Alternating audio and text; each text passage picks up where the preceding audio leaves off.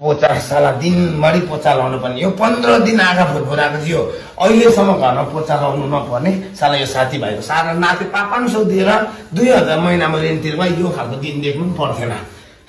के को गर्नु उ त्यो टेबल कसले साफ गर्छ आजसम्म त्यहाँ मैले यहाँदेखिको यत्रो ढुलो देखिरहेको छु त्यो चुपचापले सफाहरू गरिरहेको छ छिटो। हुन्छ आन्टी। के को आन्टी म्याडम हो म्याडम आइले म हुन्छ म्याडम हुन्छ हुन्छ म्याडम। यस्तो जिन्दगी यो साथीभाइको सङ्घर्षले बिग्रेको नि अबदेखि जिन्दगीमा यो भुल चाहिँ कहिले हुँदैन दोबारा। साला घरमा म्यागी खाएको बोलधरि कहिले धुनु नपर्ने घरमा बस्दाखेरि आमाको तातो तातो हातले खाना कस्तो मजाले खुवाइ हुन्थ्यो। साथीभाइको सङ्गत लिएर अर्काको घरमा भाँडा मोल्नु पर्दैछ जिन्दगीमा भाँडा नमोलेको मेरो हेर यस्तो कोमलो न्यानो हातलाई दुःख परिरहेको छ। दिपेश हजुर आन्टी। के को आन्टी हो म्याडम म्याडम। हजुर म्याडम। भाँडा धुइसक्यो? धुँदैछु। त्यहाँ मेरो भाँडा चाहिँ एकदम होसियारसँग धुने हो एउटा फुटोस् त एकदम महँगो महँगो त्यो मेरो फुटे प्लेटहरू छ त्यहाँ फुट्यो भने चाहिँ 2 महिना चाहिँ फेरि बस्नुपर्छ भाँडा माझ्दै। स्टिल ब्रुस छुनु पर्दैछ बुवाको दिनको त कहिले बस्दिनँ यिनीहरूसँग।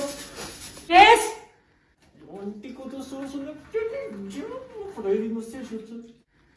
भाँडा धुइसक्यो? यहाँ एकछिन आउनु ल सानो काम छ नानी। नानी भगवान 15 दिन भइसक्यो भाँडा माझेको के दलाउन आँटे नि प्रभु काम दलाउन लागि नानी सुन्नु पर्ने। यस्तो खुट्टा दुखिरहेको बेलामा पनि यसले कान नसुने हेर न। ओ दिपेश आए आन्टी।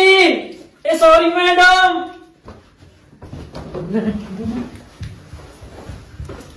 लु नि बाबु मेरो खुट्टा साह्रो दुख्यो अलिकति मालिस गरिदिँदा राम्रो हुन्थ्यो तँलाई घरमै हुन्थ्यो नि। आछु के साह्रो चिसो यसको हात त आम्मामा जाऊ त अरू भात आउँदा त्यो भाँडाहरू माझौ। आम्बो भगवान् कुन्ताको दुखेको खुट्टा यस्तो चिसो हातले त मलाई खत्त पार्यो। अय्या साला यो बाख्रा गोठाला गोरु गोठाला गाई गोठाला दिएको यो टर्किन गोठाला गर्नुपर्ने रेन्ट दिँदैन भन्दा यति साह्रो हेर्छ कि निस्कि तिमीहरू निस्कि त पहिला यो खोलिँदैन त फेरि। अय्या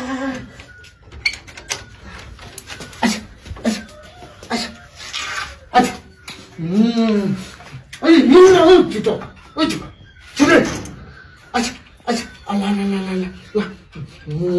तिमीलाई चाहिँ नि भेटे चाहिँ चट्ट बनाएर हड्डी पनि कुकुरले नपाउने गरी नाचेको कहिले निस्किँदा कहिले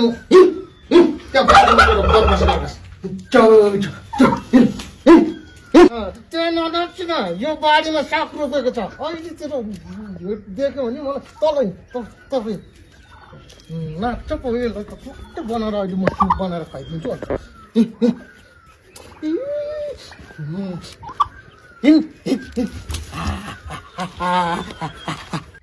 अनि यो टर्की चराउनु चाहिँ कहाँ गयो हौ? यहाँ मेरो बारीहरूमा सागहरू थियो कुन चाहिँ कि कुन चाहिँ हौ ठिकै छ सबै है। अब चाहिँ कहाँ गयो यो टर्की चराउने मान्छे? अर्जुन। हजुर आन्टी। के को आन्टी म्याडम हौ म्याडम खै टर्की चाहिँ देख्दिनँ त।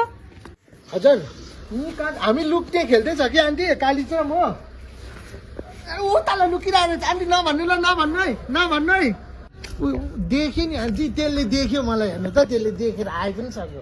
के अरे मेरो टर्कीलाई तँ अरे म इज्जत गरेर बोल है नानी म भन्दैछु राम्रोसँग इज्जत गरेर बोल मेरो टर्कीलाई त्यसरी उ तँ भन्यो हो नभए अब यस्तै प्रकारले इज्जत गरेन भने चाहिँ अझै 2-3 महिना म राखिदिन्छु यहाँनिर 2-3 महिना मेरो घरमा यहाँ टर्की हेर्ने मान्छे पनि छैन 2-3 महिना यतिकै राखिदिन्छु म बुझ्यौ?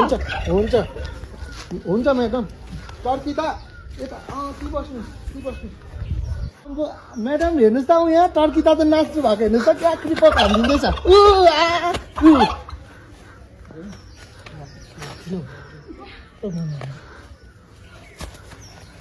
हजुर टर्की त बोलाएको हेर्नुहोस् आन्टी मलाई हुन्छ हुन्छ हुन्छ।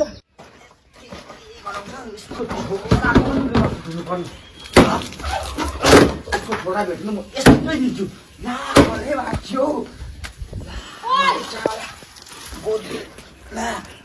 हजुर आन्टी। ला यसको कल पो भत्का छ हौ लुगा धु भनेको त कल पो भत्कान्छ नि भगवान। पदम ए हजुर म्याडम। ला उमार पदम।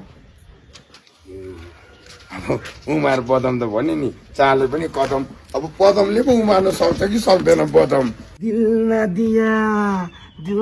दिया बोलो ना बोलो क्या किया आके दुनिया में भी अगर प्यार न किया तो क्या किया। ये किया भन्नु त भएको छैन। पहिला चाहिँ खन्नुभन्दा अगाडि चाहिँ झार उकाल्नु पर्यो। ला ला ला ला ला ला ला ला ला ला ला ला जानम सम्झा करो निस्किन हो तिमीलाई भनेको झारले पनि डाइभर्स बुझ्नु पर्यो नि त। जानम सम्झा करो।